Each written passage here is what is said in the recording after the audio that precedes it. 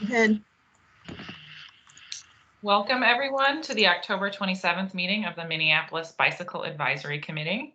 Notice, this meeting may involve the remote participation by members, either by telephone or other electronic means, due to the local public health emergency, novel coronavirus pandemic, pursuant to the provisions of Minnesota State Statutes, section 13D.021. Welcome everybody. I'm very glad to have you here today. Millicent, if you could get us started by calling the roll. Okay. Aaron? I have to hear you. I'm here. Adrian? Here. Oh, hi, Adrian. Armand? Good afternoon. Good afternoon. Bree? Dan Booty? Here? Hey. Dan Miller? Here. Deanna? Here. Lisa? Here. Georgiana? Greg Souter? Heather? Tyler? Here. Janice? Here. Jennifer? Jesse? Here. Joey? John? Jordan? Cadence? Present. Cadence? Kyle? Here. Marty? Here. Matthew Hendricks? Maya? Natalie? Here. Philip? Here. Robin? Steve? I'm here. Matthew Deardahl? Here. Chris Kartheiser? Here. Hey, Millicent Flowers, I'm here. We have 19 present. Thanks, Millicent. Is there anyone here that Millicent didn't call? Hi, my name is Carl Hedlund. I'm a new member at Move Minneapolis. I'll be transitioning into joining you all, replacing John on a number of these meetings. Hi, Carl. Hi, Carl. Welcome. Thank you. Good to have you here. Okay, that makes 20. Hi, this is Tom with the Minneapolis Health Department. Hi, Tom.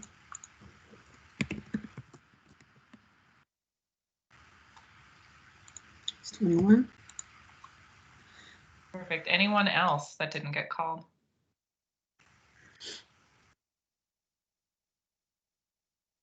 Great.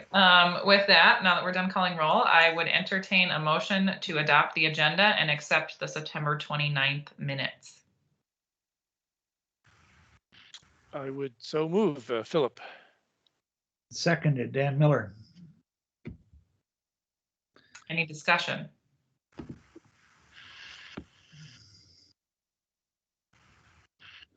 All right.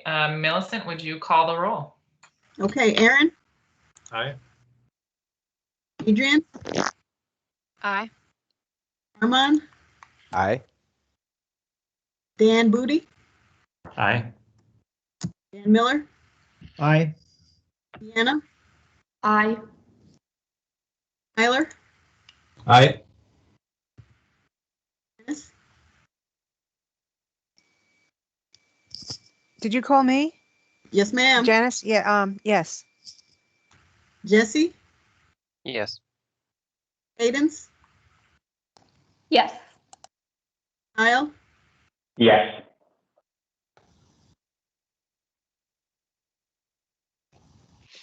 Marty? Yes. Natalie? Yes. Philip? Aye. Steve Elmer, Yes. and Matthew Deardahl. Yes. Great. 16 yes for approval of the minutes and the agenda.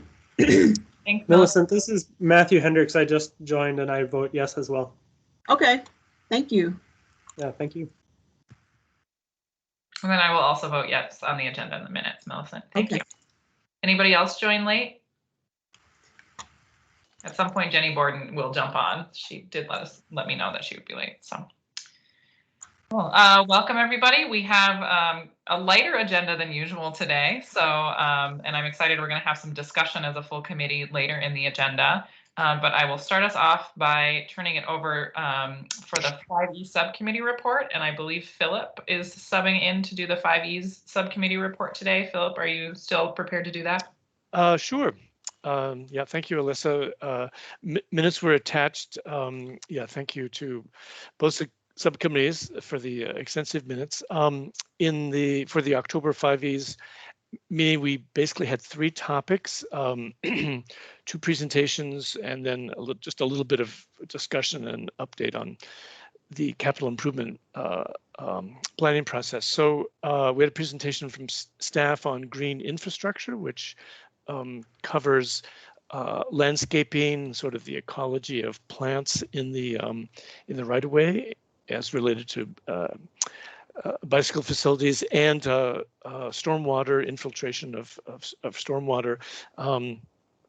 In the city of Minneapolis, per ordinance, if an area greater than half an acre is disturbed, the city needs to pay attention to volume of runoff containing that, infiltrating it.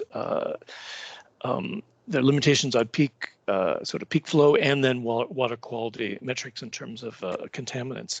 So in that presentation, we talked about sort of planting trees to last. We talked about in mill and overlay projects whether it might be possible to improve boulevards, which tend to be sort of hummocked, convex and shed water, whether they could maybe scooped out, made into depressed boulevards for infiltrating. We talked about sort of barriers between green infrastructure, sort of height differences between bicycle surface and a depressed green infrastructure infiltration area.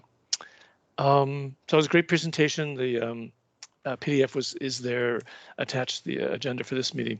Then Alyssa presented, talked about greenways. There are 2 reports that deal with existing and proposed greenways, and some coverage in those reports of greenways out of Minneapolis.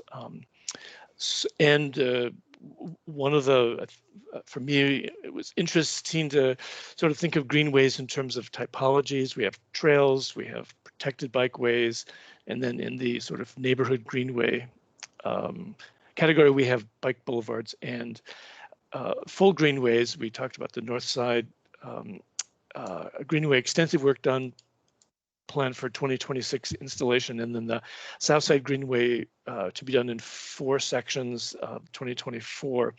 Some of the discussion revolved around, is it possible to do pilots, demos, sort of tactically cheap changes, quicker changes to try to sort of move on what, of course, is in the Transportation Action Plan for completion by 2030.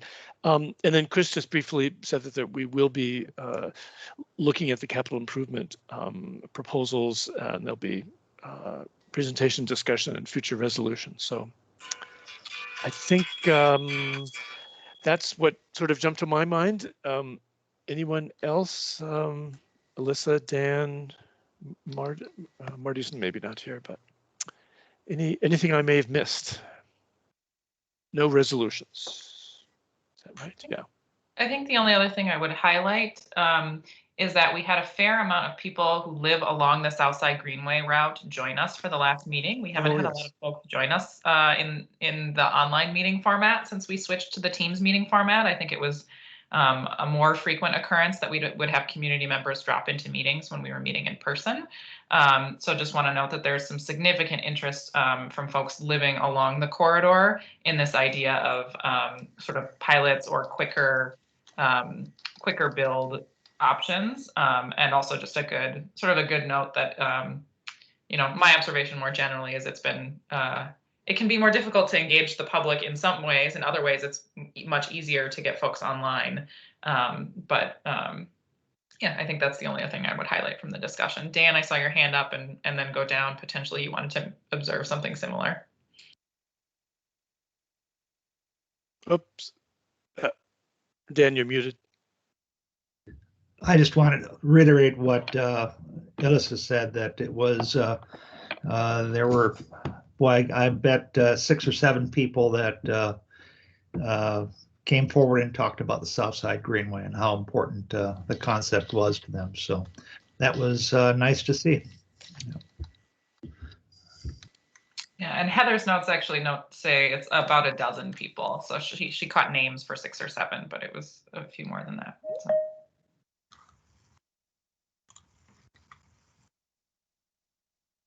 Matthew Hendricks, who co-presented the Greenways discussion. The minutes say I did it, but Matthew Hendricks and Matthew Deardahl so we're co-presenters. So thank you to both of them. Yeah, I was just going to say, I thought it was a really good discussion, and it was really interesting to have more of the public as part of the meeting. In reflecting on the conversation and some conversations since then, I'm curious about whether we should, as the BAC, encourage Public Works to look at one specific project as more of a maintenance project than as part of a long-term Greenways vision. So my understanding, just to give a little background, my understanding is that neighbors have been pushing for some short-term improvements and some pilot implementation potentially, and that there's a Safe Routes to School project that's slated for planning, with intensive planning starting in the next year or so, and implementation in 2024. So that is really, in the scheme of how public infrastructure works, that's really right around the corner, and is going to be a perfect venue for getting a lot of the needs met on this corridor, I think. The one thing that stands out as an exception in my mind is the current state of the cul-de-sac south of Lake Street. So this is a street that was cul-de-saced many years ago, over a decade ago. And as 10th has evolved to be more of a bike street, just because of the fact that traffic is closed in multiple locations, and it's got good access to a lot of locations by bike, but is already has relatively low car volumes. It's evolved kind of over the years to be better for bikes, except for this one location. And so I'm curious whether Public Works would consider it as more of a maintenance project to fix the fact that there's essentially a blockade for bikes in the middle of what's kind of like a naturally occurring bike boulevard. Not necessarily looking for an answer on the spot from Public Works, but just curious if that's something they'd be willing to explore and come back with some insights. And I guess, just to give a little more background, something I might compare it to is when there's a sinkhole or a big pothole, and the road is being rebuilt 3 or 4 years later, we don't necessarily wait for the road reconstruction to fix the pothole or the sinkhole. It's more of an immediate thing. And in my mind, this is kind of like that. It's not exactly the same, but it sort of falls into the category of, we're blockading bikes where we shouldn't be and trying to get a quicker fix to that.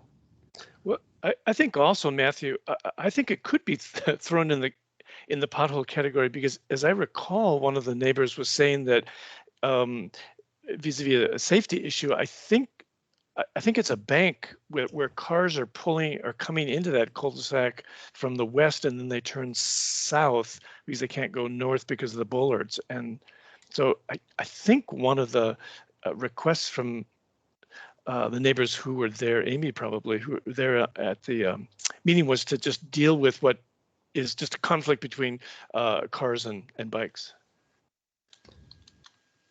Yeah, I think that's really another important factor. So the U.S. Bank at that corner was destroyed by fire in the civil unrest, and it's been reconstructed, and it's nearing completion. And so probably sometime this spring, there will be a lot more traffic exiting from that bank. And that bank was expanded in terms of the drive-through compared to its prior version, because U.S. Bank decided not to reopen another location on Lake Street. So some of that capacity is coming to this location. So I agree. There's a potentially heightened conflict, and getting a better way for bicyclists to pass through the cul-de-sac could help alleviate that or address that somewhat.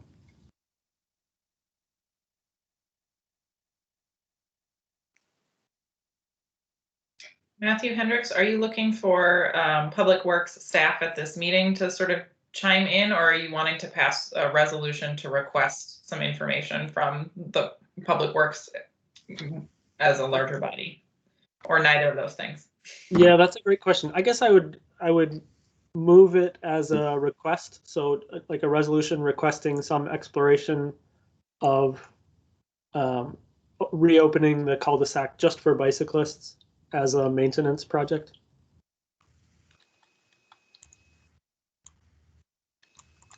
The other thing that I think, is potentially beneficial about taking this approach is that if this gets handled as a maintenance project, then that's something that doesn't need to be part of the Safe Routes to School project, which could help stretch the Safe Routes dollars further in other locations along the route. So it's not intended to be in conflict with the Safe Routes project. It's intended to, help it out.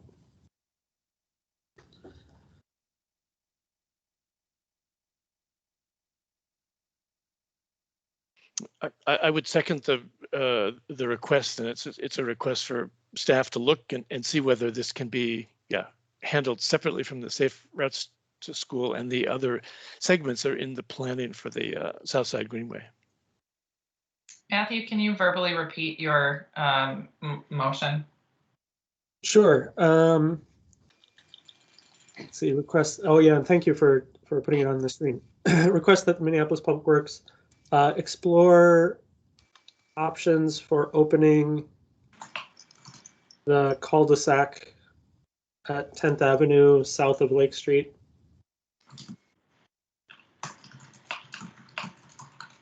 To bicycle.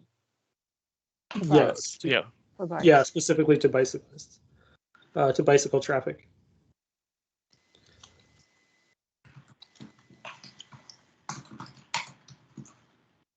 And maybe as a maintenance project or a near-term maintenance project, something like that.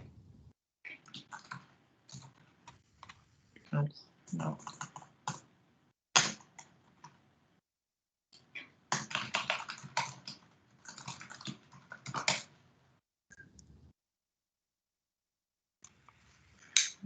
Does that seem accurate, Matthew? Yes, yeah, that looks good.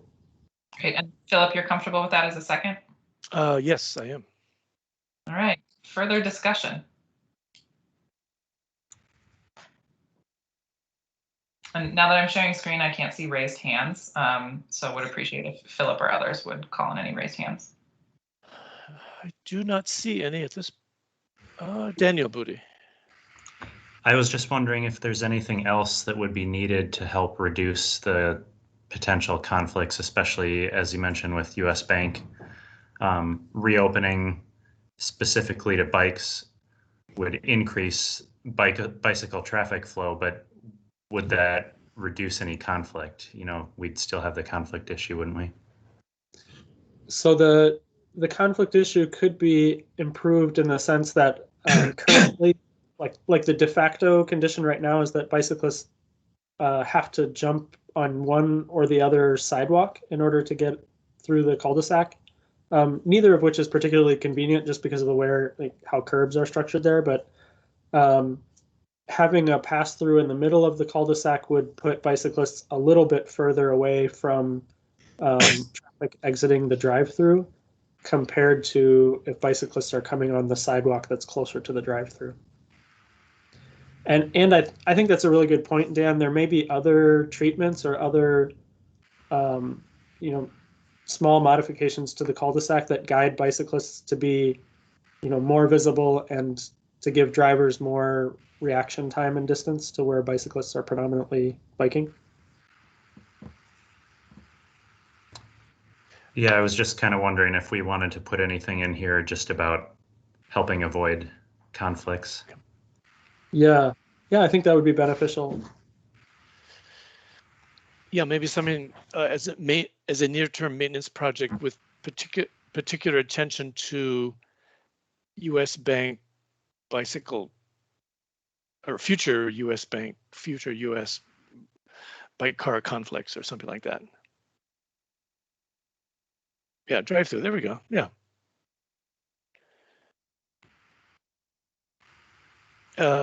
Cadence.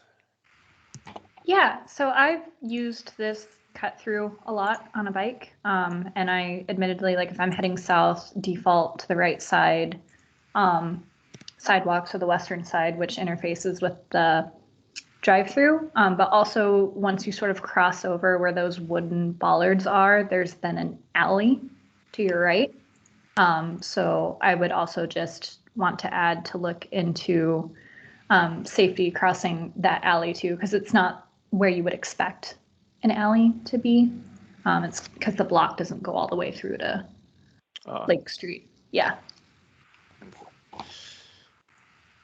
Mm-hmm. So that's all I have on this one.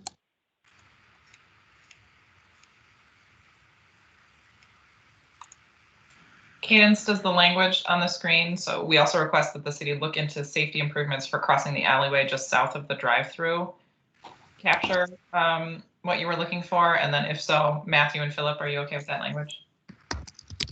I think so. It's like one of those visibility issues where I don't think that if you're a driver and you're driving through that alleyway, you're expecting a cyclist to pop over like across the cul-de-sac, if that makes sense. So I'm trying to recall, I'm gonna see if Google Maps tells me or not, that yeah, like there's a fence issue that might be, I haven't seen the construction lately, but that might be impeding some of the visibility there.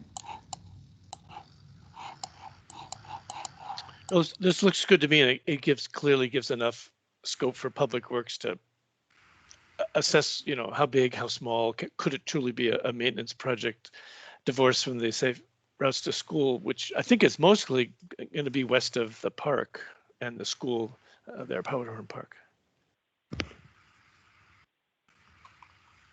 Janice. I was just going to say, would you, what Cadence said, we could modify the last sentence to say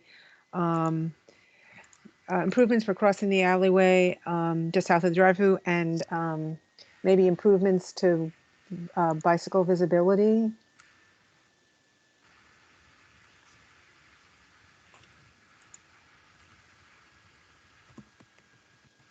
Sure. I don't know if that's what Cadence is interested in. Safety.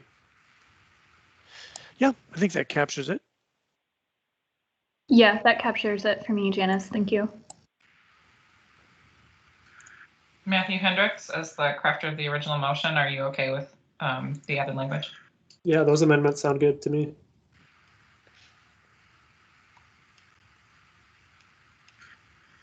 All right, any other hands up?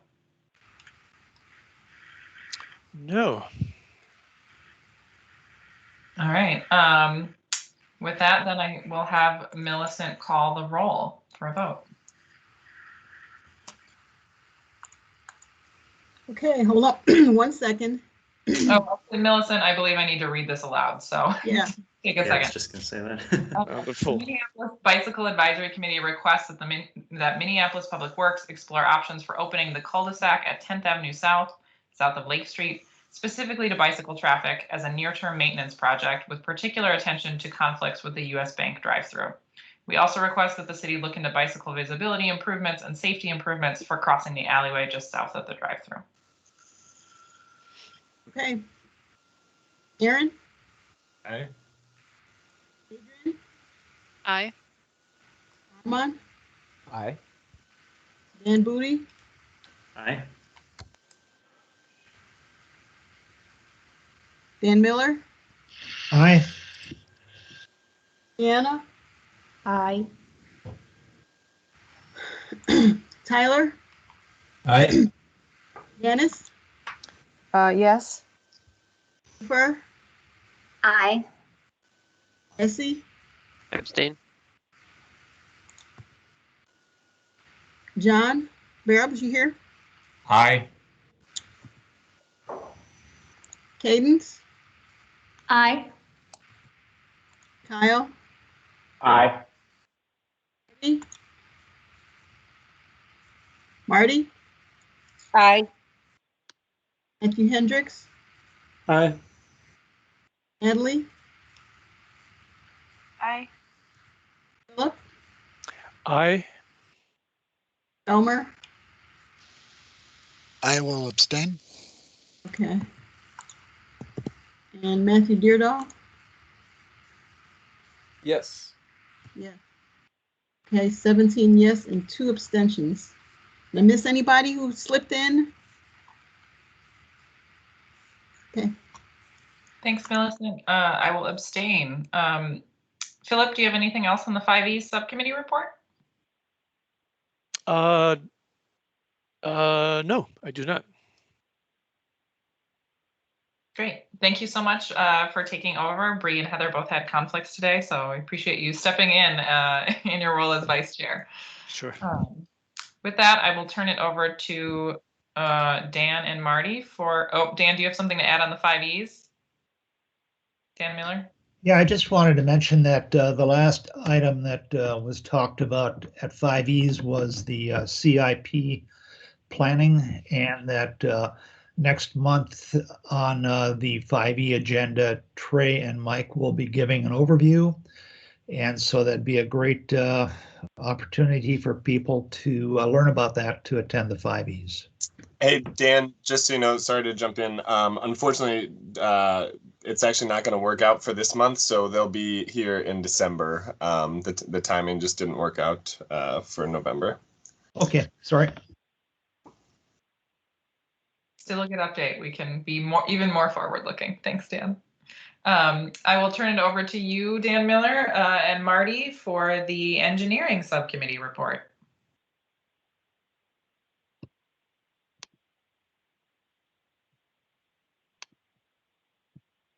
Okay, Marty, do you want to do this, or should I do it? Why don't you go ahead and start, and then I can interject within. Very good. Okay. Pull it up here. Okay, we had 2 projects that came before us at the at the engineering subcommittee meeting, and there is a resolution for both of them. And the first one that came up was the Cedar Lake Road Bridge replacement at 10%. It's the second time that Alexander Cato and staff have come to present on this. And it's about one of 2 bridges which are going to be replaced on Cedar Lake Road. And it's in a section that separates the Burn Maw Park to the south side and the Bassett Creek Park on the north side, and the Loose Line Trail kind of goes over this route of 2 bridges to connect to each other. So the bridge is scheduled for reconstruction in 2023, and as noted in the minutes, it has about, at the moment, about 1,500 motor vehicles with 460 pedestrians and 160 cyclists traveling it as of 2017. The bridge is proposed to go from a 50-foot width to a 56 6-inch replacement. It will have 2 10-foot drive lanes with a 2-foot buffer. Okay, and there'll be curb separated common areas for a sidewalk and bike lane, the sidewalk being 6 feet and the bike lane being 7 feet on both sides. There's, and let's see, the curb is built on top of the deck, so in the event that they would have to remove this at some time in the future, it's something that they could do. So it's laid after the deck is built. There is no lighting between the two bridges, and pedestrian lighting will be considered to sort of light the way across it now.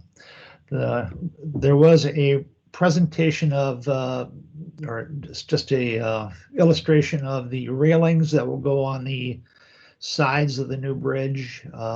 They have to be, the overall height has to be 10 feet, and they are looking at trying to make those a little more aesthetic and interesting looking. That wasn't available for us at this moment. There was a lot of discussion again about how to slow traffic or to remove it altogether to create a green connection for the Loose Line Trail and connecting Bassett Creek and Burnmouth Parks. Talked about whether the center line could be removed, and there was some discussion that that might be possible with an average daily trip count of less than 6,000, and they'll be looking into that. We discussed how the pedestrian conversion might be considered a cost savings, and Alexander felt that that would be likely a wash, and that really what we're proposing here is a change of scope of project. And so from there, we discussed doing a resolution, and Matthew drafted one. In the minutes, there's a resolution from our last meeting in July. And Matthew, I'm wondering if you would like to, I'm wondering if we should just go ahead and read the resolution and your background, and then go on to discussion, or would people like to discuss it beforehand?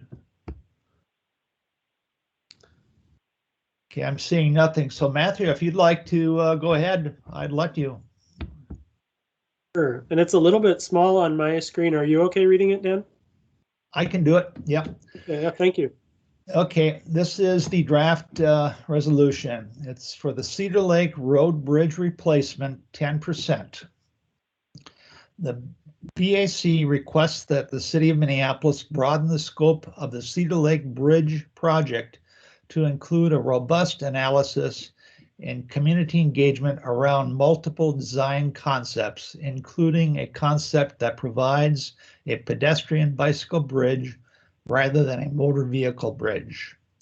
The BAC requests that the engagement include the temporarily closure of the Cedar Lake Road Bridge between Chestnut Avenue and Morgan Avenue South to motor vehicle traffic for the purpose of gathering local input on the option of replacing the Cedar Lake Bridge with a pedestrian bike bridge. A temporary pilot project will give local residents and city staff the best opportunity to weigh the benefits and trade-offs of a narrower, non-motorized design for the bridge. We understand that this will require a delay in the project schedule, and we are requesting that Public Works staff modify the project schedule to accommodate this analysis and community engagement. So that's the resolution. I think if we could have a second on that, and then we'll pull it over to Matthew. This is Janice. I'll second it. Okay. And Matthew Hendricks, would you like to give some of your background there? Sure. So, and thanks for reading that, Dan. This is essentially wanting to open up the analysis so that the city can tailor this bridge to be as useful as possible for the local area. And rather than assuming the status quo is the best possible option or something that's similar to the status quo, to at least open up the analysis and the community engagement to look at whether this bridge would serve the neighborhood better as a bike ped bridge. There would be trade-offs for sure, but potential benefits to neighbors of having less pass-through traffic This is also a neighborhood that's, for many years was served by 2 access points to Highway 394. And then when the Van White Memorial Bridge was constructed, there were 3 access points to 394. So this is, in some sense, a trade of access points to 394 with Van White if this were to become a bike ped connection only. I think it's also a significant bridge in the regional park system in terms of making connections to the Loose Line Trail and Bryn Mawr Meadows. And so I think it's an opportunity there for a very attractive connection. And with that, I'll hold, and if there are questions, happy to answer anything that I can. Deanna? Wait a minute, I had to get myself turned on. I love this resolution. I was very disappointed to see the rather ugly bridge that they were proposing instead of what we had asked them to look at earlier on. My concern, I think, maybe might be that Dan, as you point out, there are 2 bridges here, and their project only includes the replacement of the first bridge.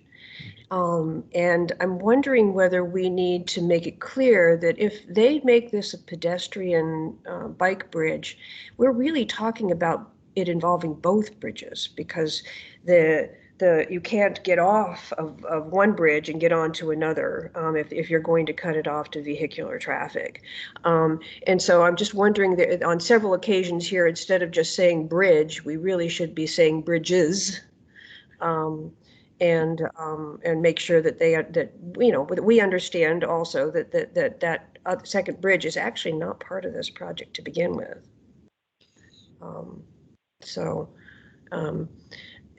The first time it would be the concept of providing pedestrian bicycle bridges rather than a motor vehicle bridges, just as a clarification.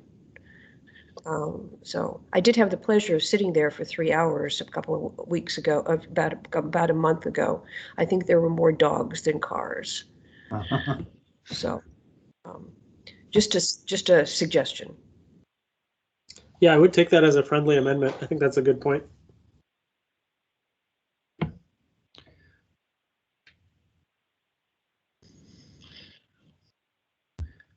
So did you want to change anything, Deanna, specifically in the wording? So basically, I think it's the second sentence. I'm reading it very small here. Include the concept of that providing pedestrian bicycle bridges rather than motor vehicle bridges. Further down, it also says for the purpose of gathering local input on the option of replacing the Cedar Avenue bridges with pedestrian bicycle bridges. Can you see that? Mm-hmm. Here, let me make it a little bit bigger. I can see it now.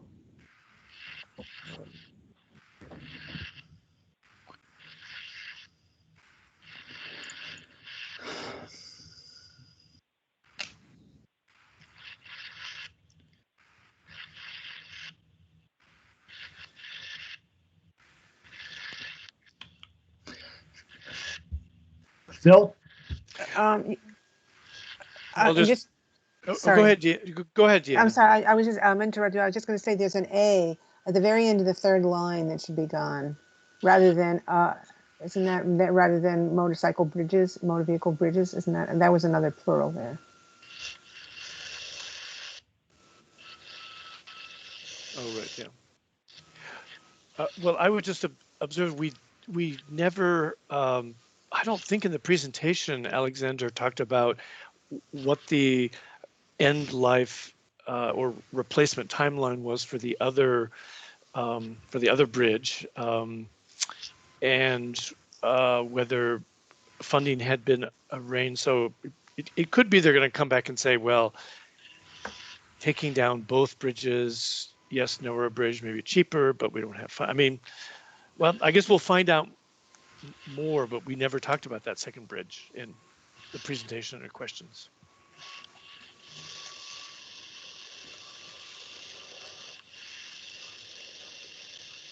I believe it was noted by the project team that the other bridge was just not programmed. I think that was my understanding, meaning no specific timeline on replacing it.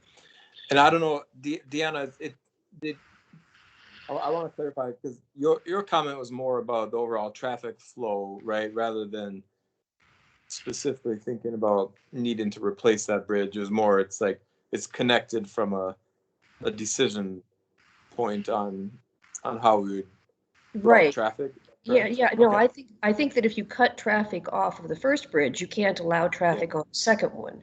Right, In which right, case then you have basically this continuous stretch, which we are recommending become only a much smaller, like, pedestrian bridge. And so it's a design issue, I would think, ultimately.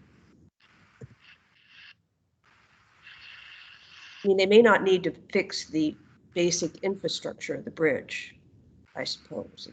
It could be continue as it is. That's up to designers to figure out.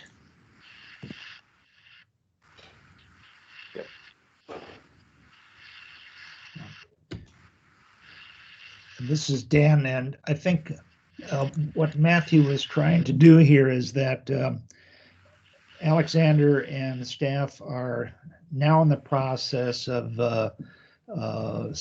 beginning community engagement seriously.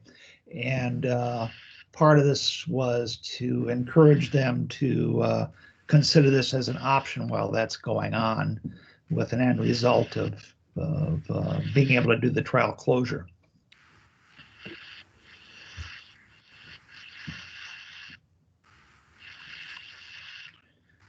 Yes, that's right. And just a note about the two bridges, it seems like there are some natural closure points if Public Works does proceed with the trial closure. At the north end, it would be simplifying the Chestnut, Logan, Cedar Lake Road intersection to have 3 legs instead of 4. So just closing just south of that intersection. And then at the south end, there's a 3-legged intersection where Cedar Lake Road meets Morgan Avenue. And so you could simplify that to be a 2-legged intersection between Cedar Lake Road and Morgan, and close off access to the bridge. So I think there are some natural closure points that would work well, even though there are 2 bridges there.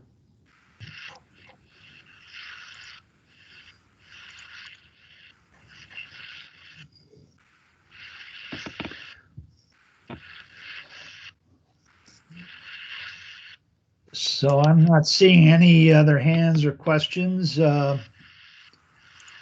we ready to vote on this? I think so. So if Millicent, if you could call the roll, I think. Yep. Aaron? Aye. Adrian? Aye.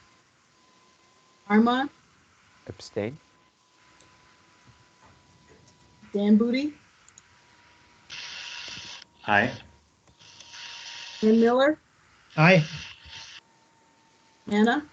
Aye. Tyler? Aye. Dennis?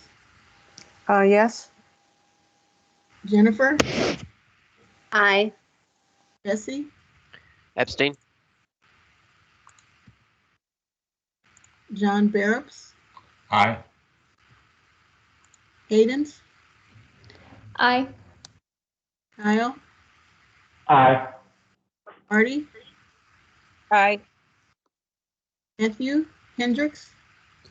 Aye. Natalie? Aye. Philip? Aye. Steve? I will abstain. Deardahl? Yes. Great. 6. And Alyssa? I will abstain. Thanks, Melissa. 4 abstentions and 16 yes. Okay, are we ready for number 2?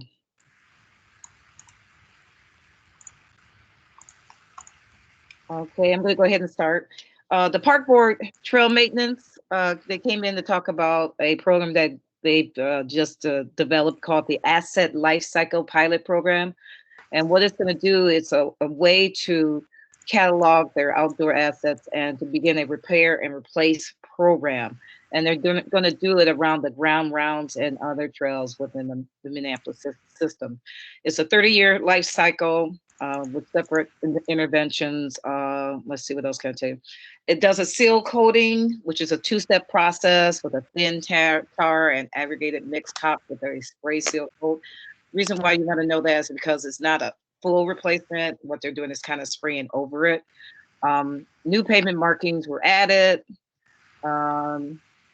Let's see. There was some discussion about the width of the trail, whether it's white or yellow, if it should be a solid, if it's not a solid color. There's a missing gap between the Parkway Paving and the Asset Life Cycle Program where street intersections are not getting pavement markings or pedestrian signs. So that was a discussion around that. And then, let's see, am I missing anything, Dan? They're going to do 8 miles of this seal coating. And I know there was a little joke that I told one of the park board people. I live over near the Victory, and the lines were like, they were wavy. And so we kind of had a little laugh about, like, why were they wavy instead of straight? And I guess it's hard to, you know, label it when it's not, when it's a straight line, it's too hard. So there's a resolution, and Dan came up with it. And did I miss anything, anybody? Did anybody want to add anything to it?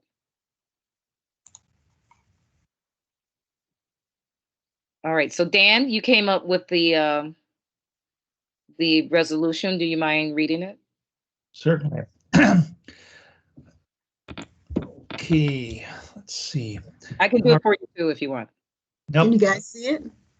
The Minneapolis Bicycle Advisory Committee supports the Minneapolis Parks and Recreation Board's 2021 Asset Life Management Pilot Project, which uses regional and neighborhood park equity metrics based upon several factors, including but not limited to RCAP, ACP, walkshed, transit proximity, neighborhood safety, historic investment, visitor counts, ADA considerations, native plant and tree canopy, and trail quality to develop a program for scheduled intervention and renewal of its regional trail system.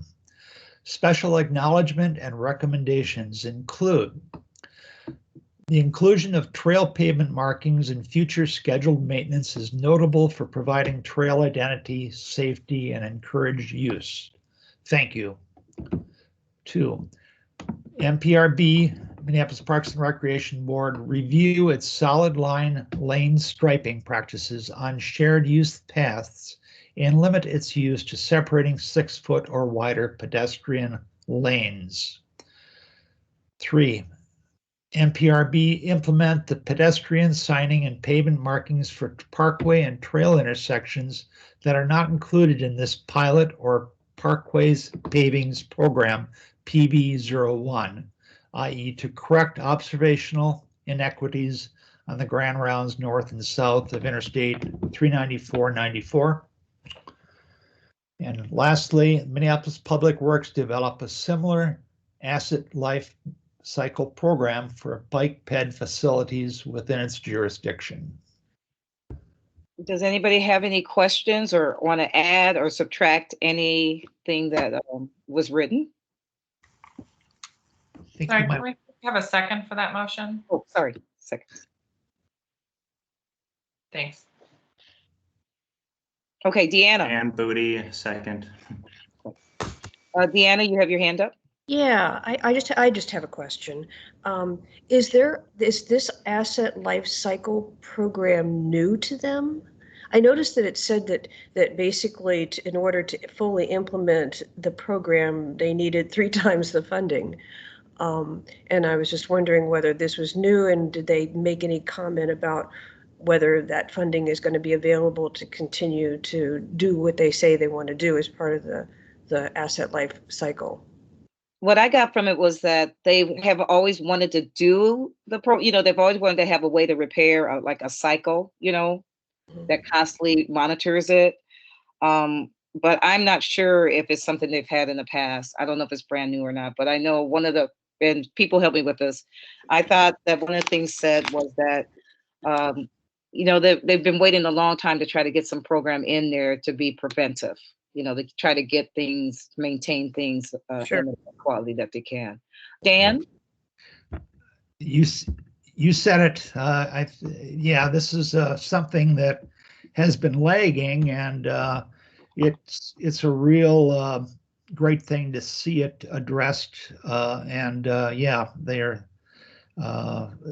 going to continue it in 2021, depending on what their budget is available, and hopefully they'll be able to somehow figure out where they think they need to be on budget and what they can get and get closer to that in the future. Right. So do I understand that actually what we do is we kind of advise staff that there's nothing we can do in order to kind of encourage the budget to be increased to allow some kind of regular maintenance per the asset life management program? I mean, we have no influence there. So if I can just say a few things, just about the budget first, and then I'll answer the last question a little bit maybe. So this program, and I'm not intimately involved with this. This is more on the asset management side of the park board, a different division than planning, which I am in. But this program, the Asset Life Management Pilot Project, is really it's a tool that will help us get that funding. If we don't have something like this and show that we have a systematic way of choosing where and what type of trails are going to be redone in certain different ways and locations and such, we won't be able to get the funding that's required to do this. So it's really a tool for us and a starting point, and it's something that will continue to be developed. And it's probably the most sophisticated thing the park board has done in its asset management side of things. People are still using 3-ring binders and paper copies to track things. So it is very sophisticated for them to be looking out this way. So it's a good start. As far as funding, the BAC doesn't need to pass any type of resolution to support this. We're going to go ahead and do this. But it's always nice to have that support from you all. And I think if the way it's worded here is very nicely done, where you're incorporating some of these ideas or ideals into how you might want to see your own the city's public works groups start to develop and look at how and when and where they do maintenance, rather than just kind of picking an area and going for it, having some type of metric behind it. And I think that's a great thing to do. But for us to keep going, we certainly don't need anything from you all as far as a resolution, but it is nice to hear the support for it. Yeah, this is Marty. The park system is so important to the city. And so I just think it's a great thing to do, to maintain and prevent it from disintegrating or whatever. All right. What's the next step? Dan. I think if there are no further questions, we could call the roll, and that's up to the group here. Yes, I'm not seeing anybody's hand. Is there anybody else that would like to discuss this? I've got just one question. Okay. This is Tyler Park Board again. The third bullet. Can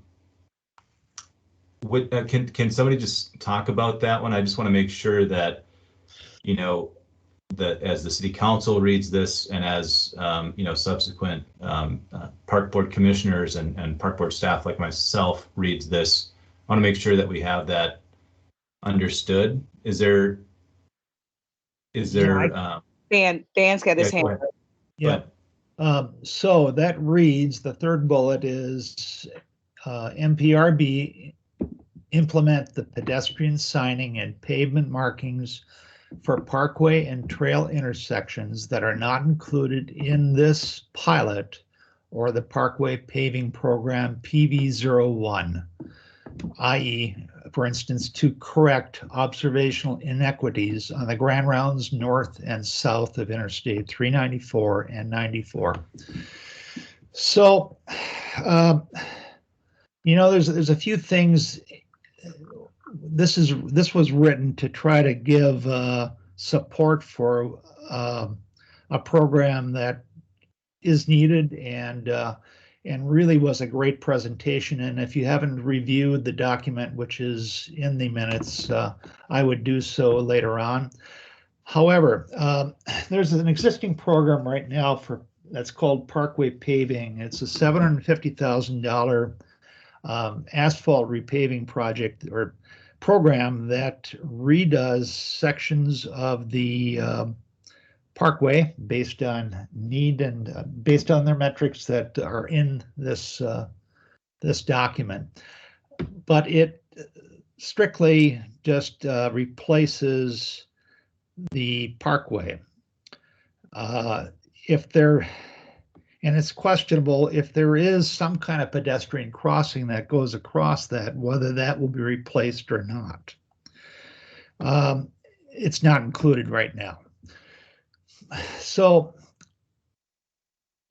this is a difficult thing to kind of observe because I do the Grand Rounds a lot on a bicycle, and I started noticing a lot of really great, there's pedestrian crossings and zebra crossings across the Parkway, frequently south of Lake Street on the Grand Rounds and continuing on through the chain of lakes. However, it becomes, they're far and few between once you cross, once you get north of Cedar Lake. And my personal involvement with the Great Northern Greenway, its terminus is at Theodore Wirth Parkway on 26th and Theodore Wirth Parkway. And last year, that area was repaved. In fact, it was they took everything out. They took it down to nothing because it had a type of construction called macadam, which is kind of a crushed substance that had to be totally removed. So they went down a good 8 inches to a foot to replace everything. Before that got started, I just happened to go, well, we've got kind of an older pedestrian crossing to connect to the Grand Rounds here, and could we consider, improving that situation with the Parkway Paving project? And they couldn't. And it was somewhat frustrating that something like that couldn't be considered. Well, this repaving, which doesn't happen very often, took place last year and this year, all the way from 55 up to 29th Avenue in the north. And that's got to be over 2 miles or close to 2 miles in distance. There's one pedestrian marking sign that whole distance, and it's by the Loose Line Trail, which, there's no crossing there at all. It's just a pedestrian warning thing. So it's a piece that I've tried personally to get people to take a look at. I can only say it's observational. I just want to have somebody back it up. And if there are inequities, that we have a plan to kind of correct it a little bit, because while there might be reasoning for what has happened historically, as projects, improvements were done with particular projects or who knows what has wound up is both in Northeast and North Minneapolis, there is a distinct difference in the amount of pedestrian crossings. And as a resident of Ward 1, that makes me wonder if my life is valued as much as it is around the Grand Rounds, and we should get rid of that misperception. It's a little off, it's a little roundabout, but that's kind of what I was trying to put into that statement. Okay, I understand it now. Thank you. Yeah. Okay, I don't see any hands up. All right. So did we already okay the resolution? I think we need Millicent to call the roll. Are you guys ready? Okay, Aaron? Still here, Aaron? Yep, aye. Adrian? Aye. Armand? Abstain? Dan Judy? Aye. Dan Miller? Aye. Deanna? Aye. Tyler? Aye. Janice? Yes. Aye. Betsy? Abstain? John Barrows? Aye. Cadence? Aye. Kyle? Aye. Marty? Aye. Matthew Hendricks? Aye. Oh, I'm sorry. Natalie? Aye. Up? Aye. Steve? Aye. Matthew Deardahl? Yes. Alyssa? Alyssa, do you abstain? I will abstain. Thanks, Millicent. We've got 17 yes and 3 abstentions.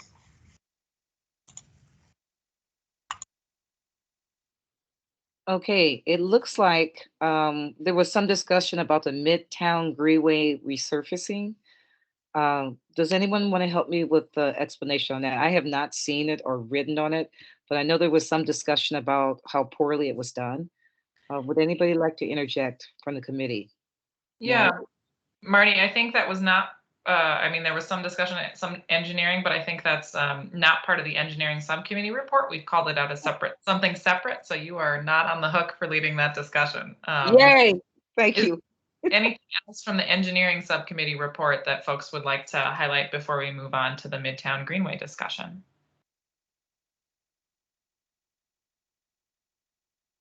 Seeing none, I will turn it over to Dan Miller. I've also heard some other folks have some immediate thoughts, but I think Dan is going to lead us through the start of the discussion on the Midtown Greenway resurfacing. Dan, do you want me to provide any historic context before we jump in, or?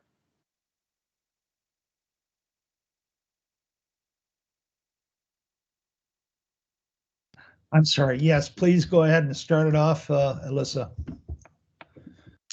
So this is for so part of the Midtown Greenway was resurfaced this year. And one of the things, so we reviewed the proposal for the Midtown Greenway resurfacing when it came through the Bicycle Advisory Committee, I think a couple of years ago at this point. I'm not exactly sure how long ago.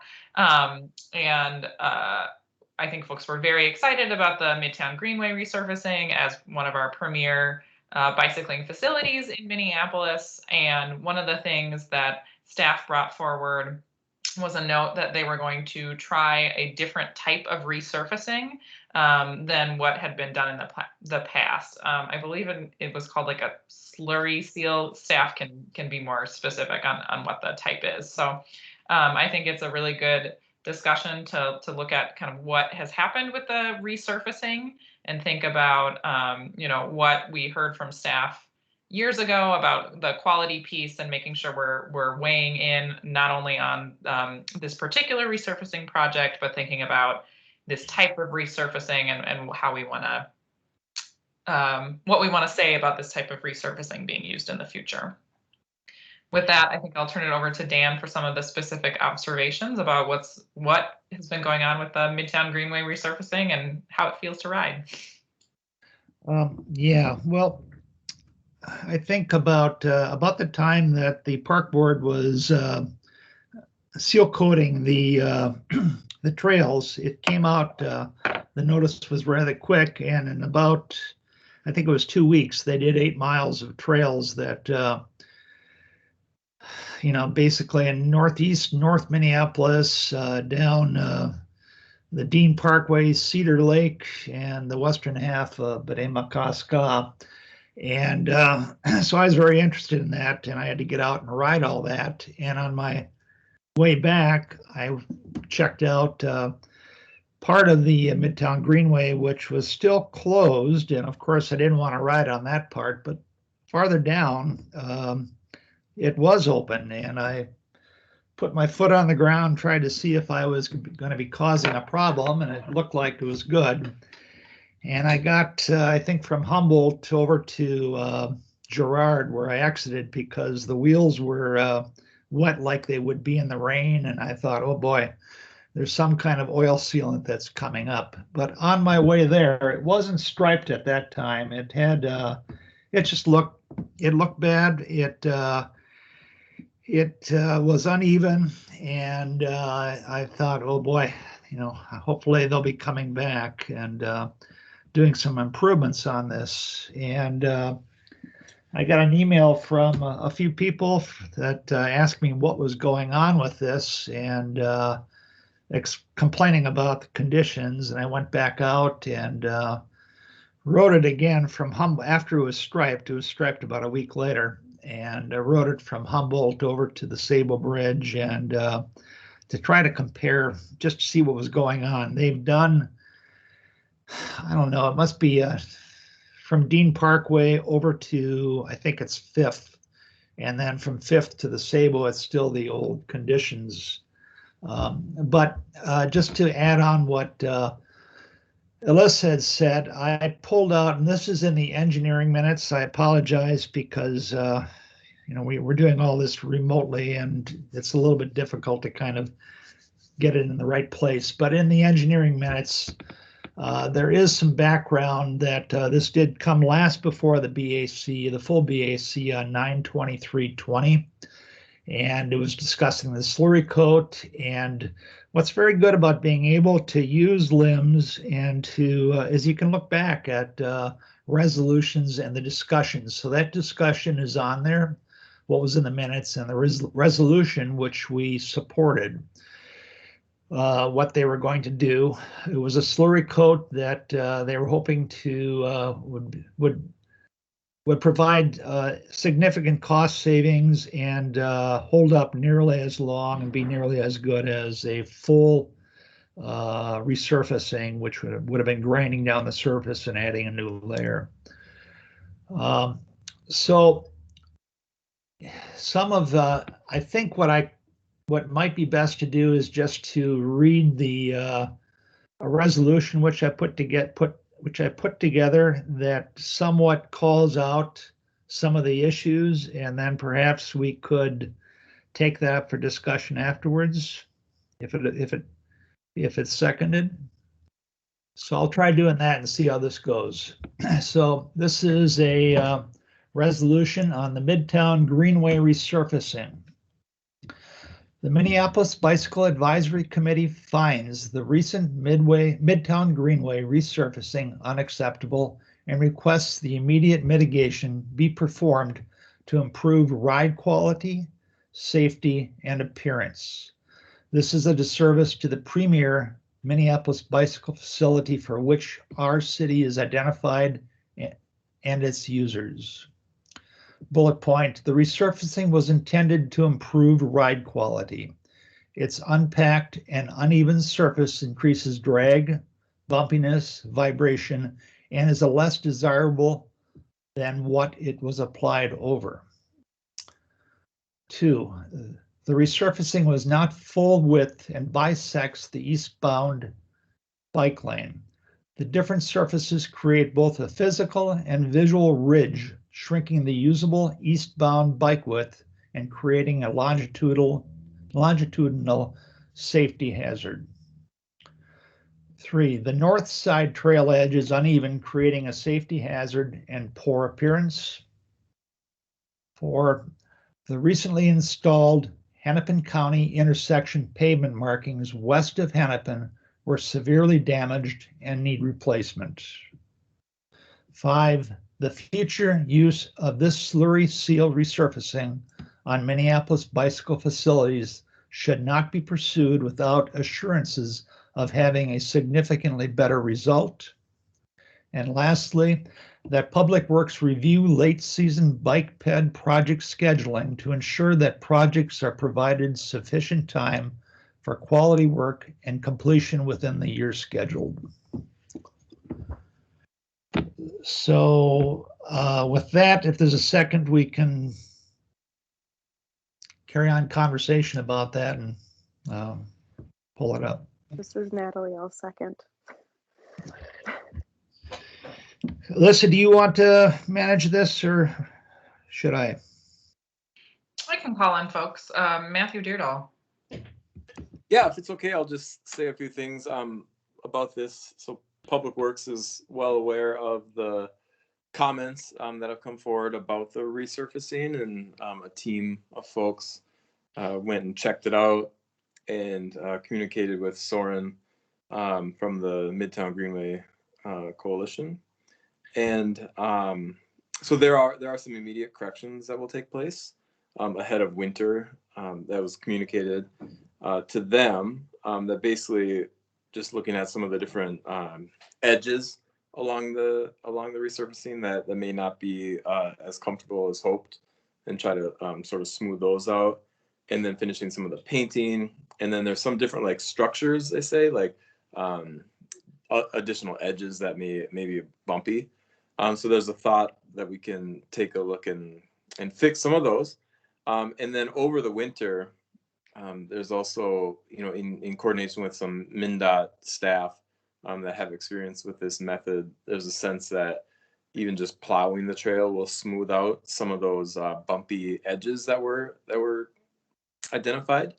And then also Public Works is committed to checking it out in the spring and revisit the trail to see if there's additional options or changes needed. So that's what I wanted to communicate today along with this resolution. Thanks, Matthew. Janice.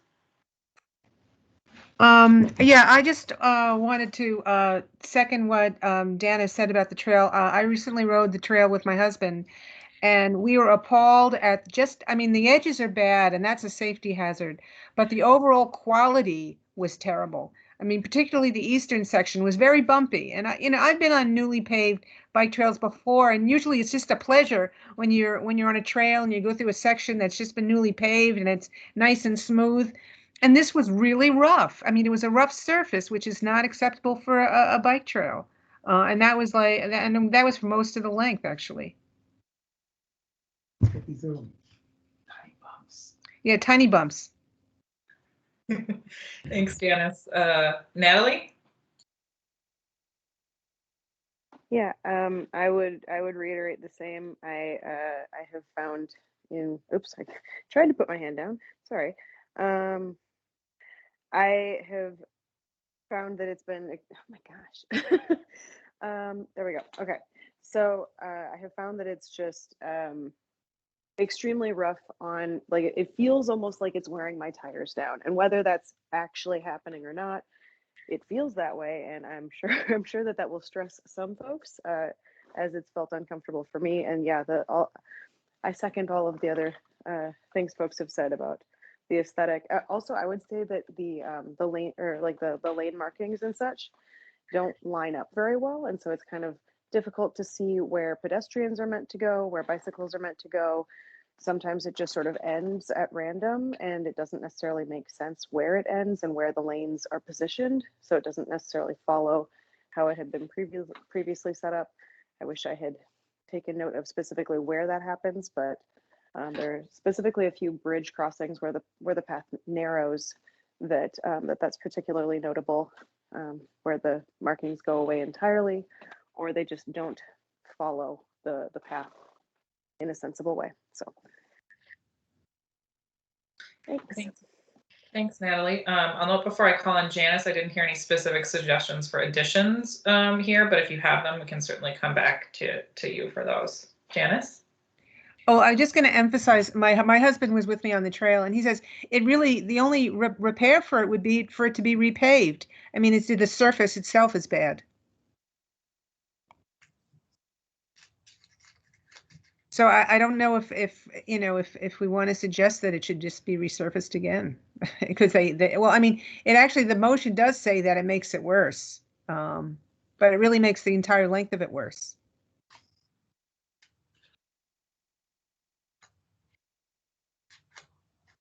Natalie? I mean, I agree with that it might be worth finding a way to consider putting in here. I mean, it sounds like, based on what Matthew Deardahl said, that that reassessment of this in the spring is going to happen. But I think in the short term, it probably would be valuable to find a way to put into this resolution, having some of the marking, like the striping, be redone in a way that is a little bit more sensible and makes it clear for where pedestrians are meant to be, to prevent conflict between bicycles and pedestrians, and just to ensure some continuity of lane traffic. Not entirely sure what the best spot to put that would be, but if there is a spot, that would be awesome.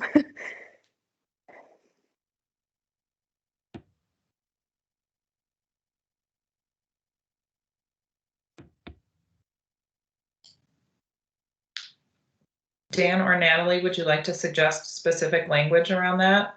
And then I think I also heard in the comments, perhaps interest in more explicitly saying, perhaps in the first bullet, that we want the city to explore redoing the resurfacing.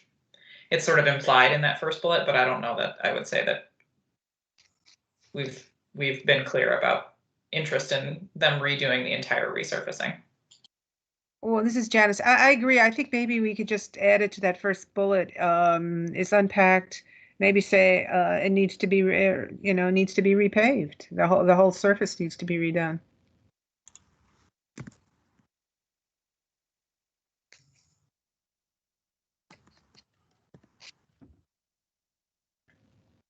Sure. Cadence, I see a hand up. Yeah, so I'm not sure if this is related or not. I also recently rode the Greenway last week to check it out to see what was up, and experienced all the same conditions that Janice and Natalie have described, which are unpleasant. And I guess I had questions too. I don't know if it's exactly related, but I feel like it's a part of it. But like as you're passing under I-35, there's sort of a new access point, which I assume is for maintenance vehicles. But I don't know if there's going to be additional signage placed that like probably shouldn't bike here. On the it feels kind of weird, like it's all opened up potentially. I guess I haven't seen it yet because I'm not biking the Greenway as frequently as I used to. But I guess I just have concerns, like once people driving figure out that there's that access point, that they might try to use the Greenway more frequently to cut around other things, which of course would add to the maintenance issues with heavier vehicles trying to make that connection. I don't know if that's been a concern that's been presented by other folks or if it's been seen, but in all of my years of biking the Greenway, I have seen some drivers do some things that you would think would be so common sense that nobody would do them, but yet they still experience that on the Greenway. So I guess that, I also just want to make sure that like whatever material is used to either resurface or mitigate that. I guess I'm concerned about like some heavier wear and tear from non-authorized users just doing what they do, which is not respect the rules that are in place. Thanks, Cadence. I think Matthew Deardahl wanted to respond to that briefly, and then we'll go to Aaron. I wanted to double check on the 35W access, and I'm visualizing the I-35 bridge going over the Greenway, and then on the south is that kind of leads up to the south. Is that what you're describing as an access point? Yeah. So like, I guess what I'm worried about is like someone trying to access the Greenway like from further west, and hopping on to try to catch southbound I-35. Haven't seen it happen yet, but it won't surprise me if that starts happening, like once people who drive figure out that theoretically that is an access point. I don't know if there's going to be like some sort of gate installed. Well, are you viewing that as I guess that's what I want to say is like that was intended to be a non-motorized path to get to Lake Street. I believe the new BRT platform. So I don't. That's not intended to be a motor vehicle access, and I don't think it's fully complete either. But okay. So okay. It's Maybe not a car access. I was reading it as like maintenance vehicle access, which is why I was really confused and why I haven't biked up there, because it's a new connection. I've just been hesitant about that. So okay, that makes a lot more sense. Disregard my comments. I wasn't viewing it as the place that I should access via bike, so I haven't. Gotcha. I think something to keep tabs on, but probably outside the scope of the resurfacing resolution as well. So keep an eye on it. Aaron? Hey, yeah, so having been on the Midtown Greenway Coalition Board for 6 years and being a big advocate for this resurfacing even 6 years ago, I have very mixed emotions on it, I guess. I've only ridden on it a few times. Once kind of in the mid phase when I actually thought at that point that was the final resurfacing and was extremely dismayed. And one of the things that I thought back then, which still applies, was that I was under the impression we were going to be where some of the pavement had been just completely eroded or had those longitudinal giant divots and cracks or even just some of the dips and cracks. I was expecting those whole sections to be repaved from north to south, not just little zones. But then I was actually much more pleased, which is, I think, maybe just relatively compared to other people when I rode the final version of it, because there were some improvements. And so I guess where I'm going with this is I think rather than asking for the entire surface to be repaved, because I assume that's not a contractor error that could be covered in insurance, I would ask us to consider maybe not asking for that, but asking that the surface be mitigated and look for those those flaws, and then keep that money that would go to repaving toward doing the final section of the Greenway that wasn't resurfaced this year properly in the way that we all seem to have thought that it was going to be done. And so it could be maybe mitigated to look for flaws, including mitigation up to repaving sections as needed. I certainly would support that. I haven't seen personally some of the more extreme examples that are talked about here, but I'm not surprised that they exist. So that's kind of my take on it. It's a strange position to be in because I'm excited that it was done, but obviously there's some major issues with it right now. So thank you. Can you say that one more time, Aaron? What would you like to see? So the entire surface should be mitigated to fix flaws. I would say to fix flaws in the repaving. Or what would we call this in the resurfacing, including mitigation? Okay, can you read it from the beginning then? Yeah, so the entire surface should be mitigated to remove the word look, and then to fix flaws in the resurfacing. comma, up to or including repaving sections as needed.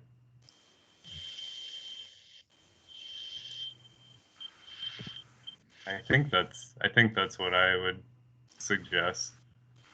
Because it seems like we cover the future with this motion already, so.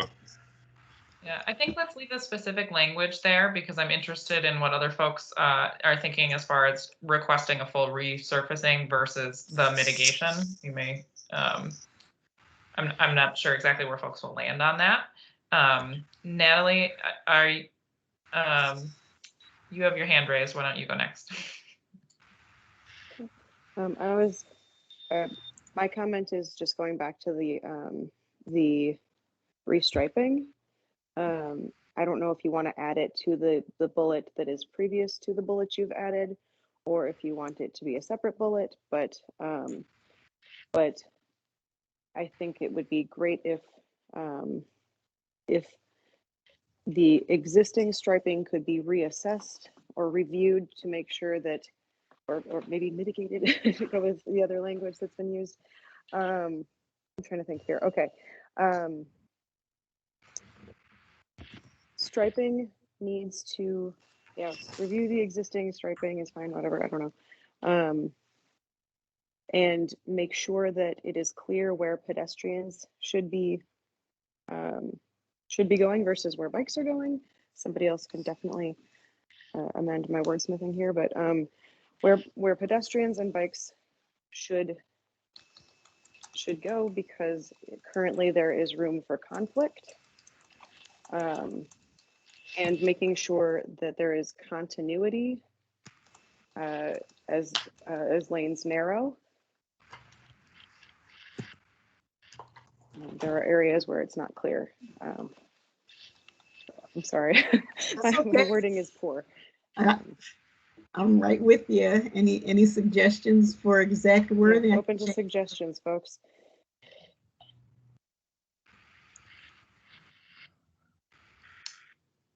I would suggest review the existing striping to ensure clear wayfinding for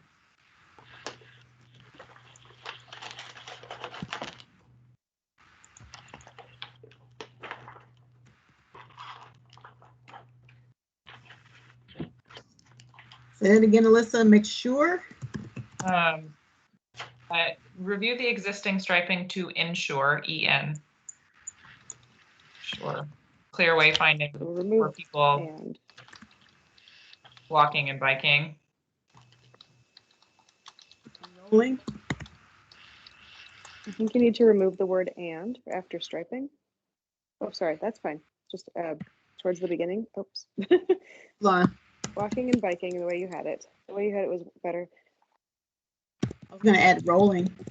Are we still saying that?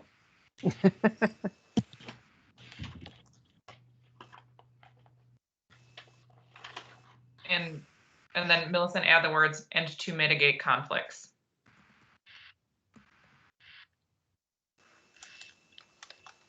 And then remove at the beginning of fifth word from the bullet. Thank you. Okay. And Natalie, would you also want avoid gaps in there? Can you clarify your question? It sounded like there was an issue with continuity, so Natalie, like gaps in the striping. About gaps. Yes, I was just saying it sounded like before that there had been an issue in continuity of striping, so I don't know if that was like gaps where striping ended. Say that one more time for some. I'm going to put a note in the chat. I think Natalie is having a time delay. And can you hear me now? Slightly, and it's a second off.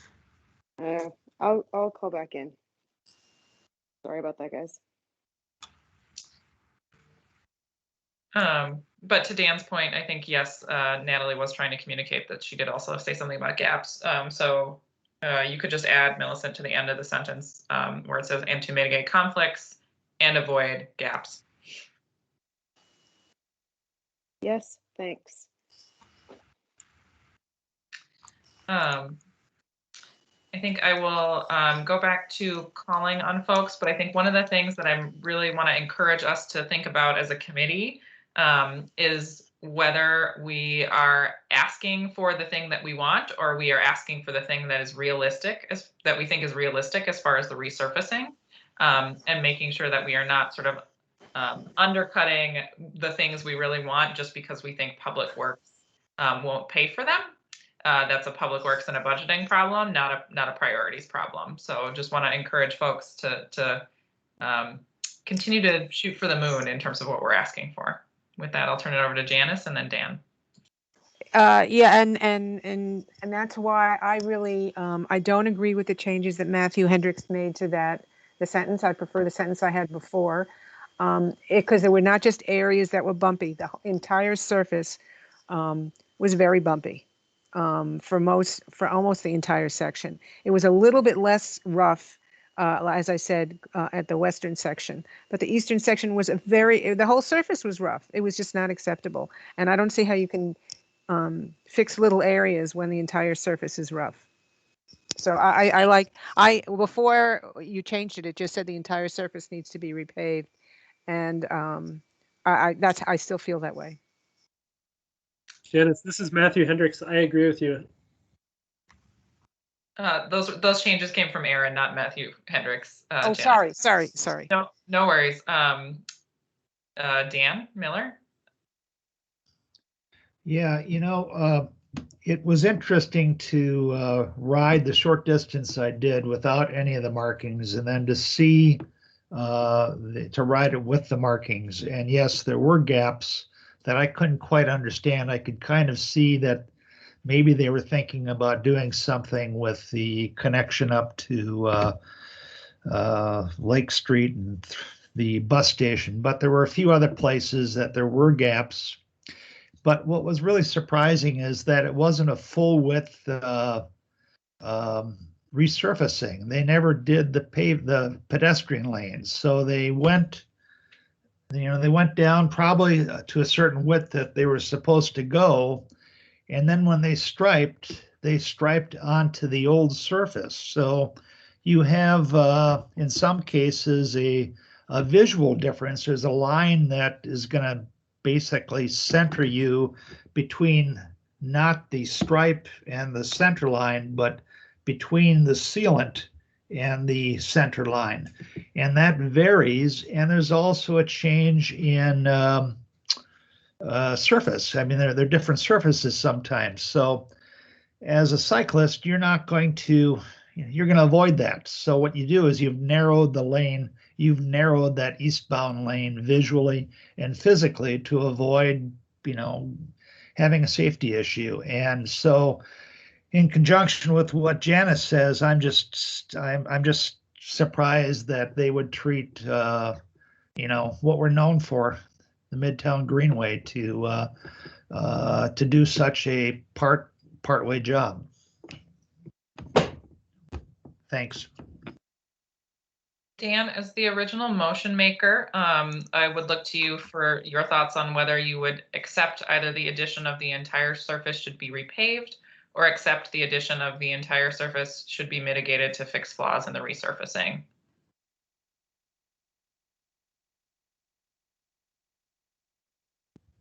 Well, what if we try this? The entire surface should either be repaved, totally repaved, or mitigated, or substantially mitigated to fix flaws in the resurfacing up to or not including repaved sections. Fix flaws in the resurfacing, and I would get rid of up to or including repaved sections as needed.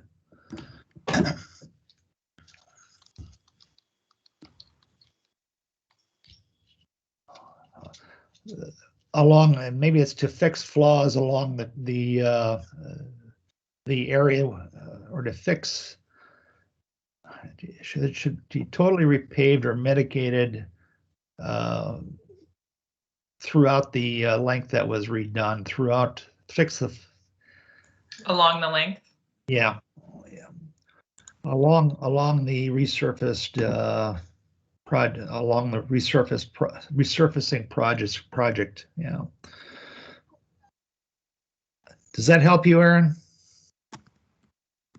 Yeah, that's fine. I just worry. I don't know. I think I agree with everybody's comments, but I was trying to be more realistic about what might actually happen, and I appreciate the shooting for the moon comment.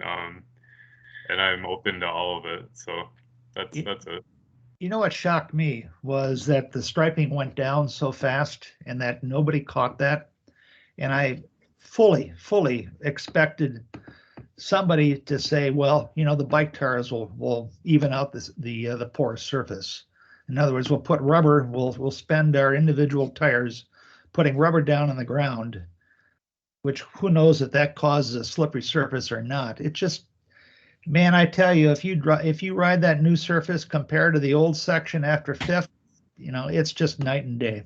It's very sad. It's just and then just looks where you wind up seeing a new surface, and then the pedestrians are in the old area that has it just doesn't look good.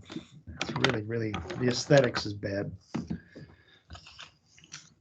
So I don't see any further hands raised for discussion. I think, you know, I will point out that if we give Public Works an A option that is more expensive and more time intensive, and a B option that is less expensive and less time intensive, we are probably going to get the B option.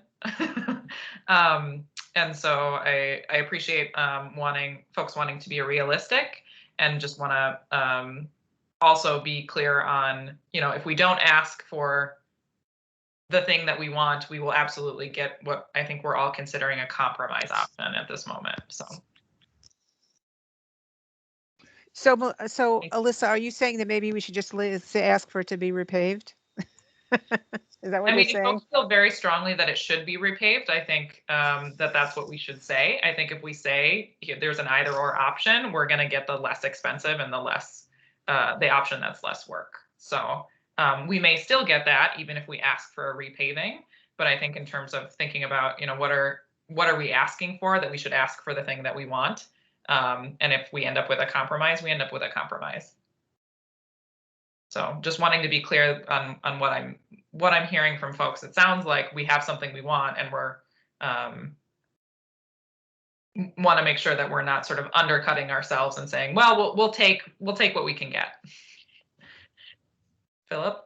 Yes, it's a pretty significant difference. So we have a main motion. Philip, your audio is very, very faint and kind of echoing. I'm not sure what's going on. Okay, is this a little? Oh yeah, sorry, a little better.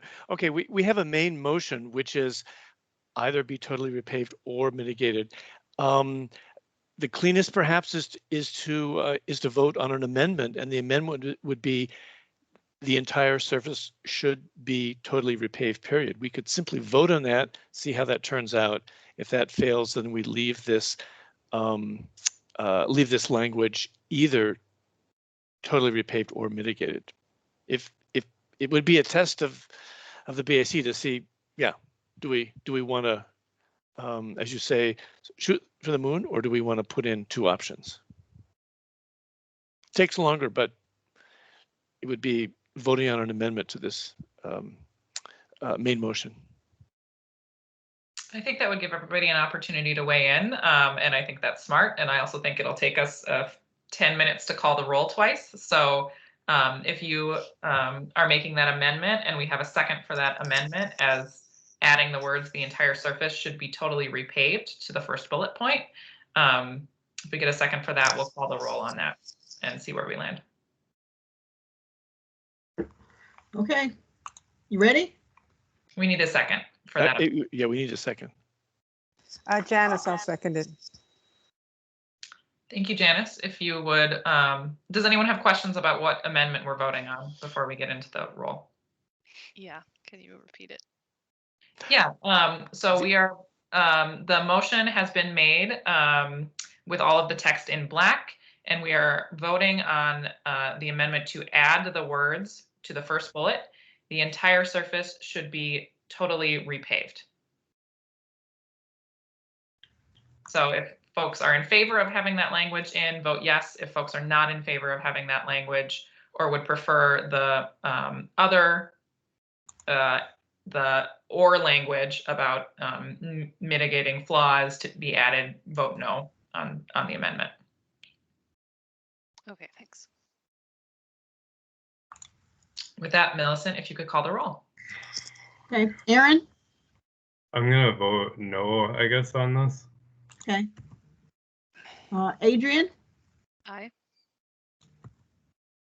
Armand? Abstain. Dan Booty? I'll abstain on this one. Okay, Dan Miller? Aye. No? I'm going to vote no. Okay. Tyler? Abstain. Dennis? Yes. Jennifer? Aye. Bessie? Abstain. John? Aye. Cadence? Aye. Kyle? Aye. Marty? Aye. Matthew Hendricks? Aye. Natalie? Aye. Philip? Nay. Steve? Steve Elmer? He might be gone, possibly. Matthew Deardahl? I'll say yes. Okay, we have 11 yes, 3 no, and 4 abstentions. I'm sorry, Alyssa? I will abstain. Thanks, Millicent. All right, 11 yes, 3 no, and 5 abstentions. Okay, so the first bullet point in the motion now reads the entire surface should be totally repaved. Please remove the word either. That's a typo, Millicent. Any further discussion on the motion at large before we call the roll to approve the motion as it is?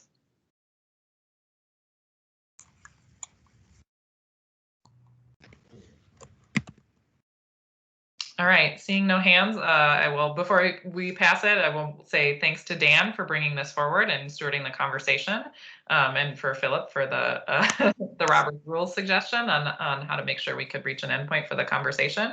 I'm very glad that we are weighing in on this. With that, I will have Millicent call the roll. Okay, Aaron? Aye. Adrian? Aye. Armand? Aye. Dan Booty? Aye. Miller? Aye. Deanna? Aye. Tyler? Aye. Dennis? Yes. Jennifer? Aye. Bessie? Abstain. John Barrows? Sorry. Aye. Cadence? Aye. Kyle? Aye. Marty? Marty? I'll come back to her. I think she's not in here. Matthew Hendricks? Aye. Natalie? Aye. Marty, are you here? Did you want to vote? Yes, aye. Philip? Abstain. Steve? I think he's out. Matthew Deardahl? Yes. Hey, 16 yes and 2 abstentions. I'm sorry, Alyssa, I always forget you. Nope, it's I will only vote in cases of a tie, so it's always useful for me to hear the count first. So I will abstain. Thank you. 3 abstentions and 16 yes. Thanks, Millicent, and thank you everybody for the discussion. I do appreciate and hope, Matthew, that you pass on that folks were very interested in some of those short-term fixes, and also I think we've just identified that there are larger problems than short-term fixes can fix. So glad that that is already on folks' radars, and we'll keep an eye on how this shapes up moving forward. So I will pass that information on. Thank you. With that, I think we are at the end of our formal agenda, except for announcements. So I will open it up for announcements.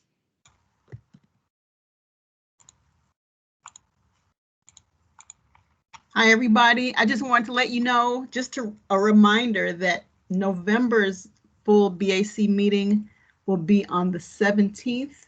So that's the 3rd Wednesday instead of the 4th. So if you go on LIMS and look at the calendar, it's there. And I just want to remind everybody. I had an announcement that I made during the 5 E's committee, but we're super excited. We're getting a 4th bicycle fleet in Minneapolis Public Schools. It's funded through the City of Minneapolis Public Works. So our BAC push to include support for universal bike education in Minneapolis Public Schools was really key to being able to fund that 4th fleet. So we're so excited. I really think this is the last fleet that we're going to need in MPS to reach the goal of universal bike education as we help schools move into school-owned fleets and also work with other partners. So I think the trailer is going to be green. I'm calling it greeny. And I just think of it as all of our fleets. So it will be out at schools starting in the spring. I think we can really celebrate it at the Let's Roll MPS, which is the big bike ride that we do on National Bike to School Day. So I'll ask you guys to put a hold on your calendars soon for that. But we're so excited.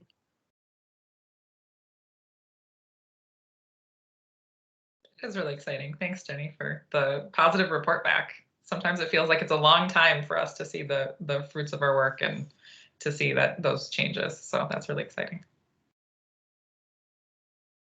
Other announcements?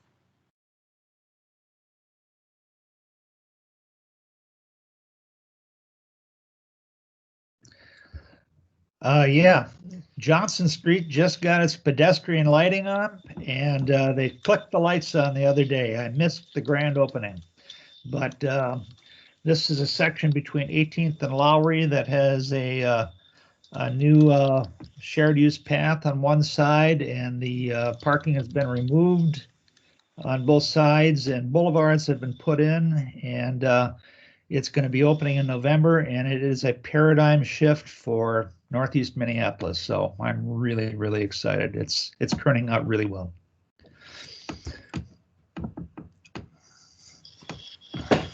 And we'll be biking on it with Pillsbury pedal power in short time.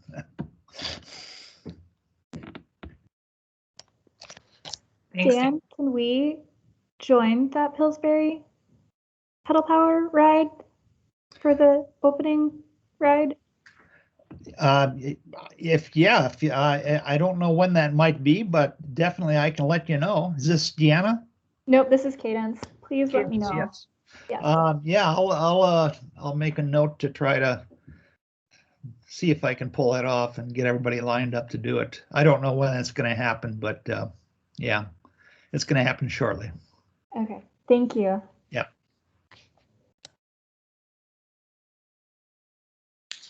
For folks who have been following the Hennepin Avenue South reconstruction advocacy push, there will be a petition delivery event at City Hall tomorrow morning at 9 a.m. Folks are gathering around 8:45, and there's going to be a number of folks from different advocacy organizations, as well as I think some electeds speaking in support of bike lanes and bus lanes on Hennepin Avenue South and delivering over 1,200 petition signatures. So I will be there tomorrow morning and hope to see some of you there as well.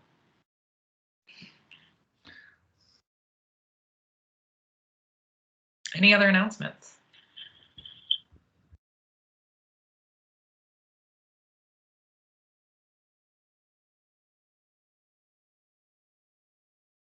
All right, I'm not seeing any hands or folks coming off of mute. Thank you, everybody. With that, I will call us adjourned. It was very lovely to talk to you all today and be able to let you all go home 5 minutes early. Go home. Thank you, Alyssa. Good job. Bye. Bye all. Thank you.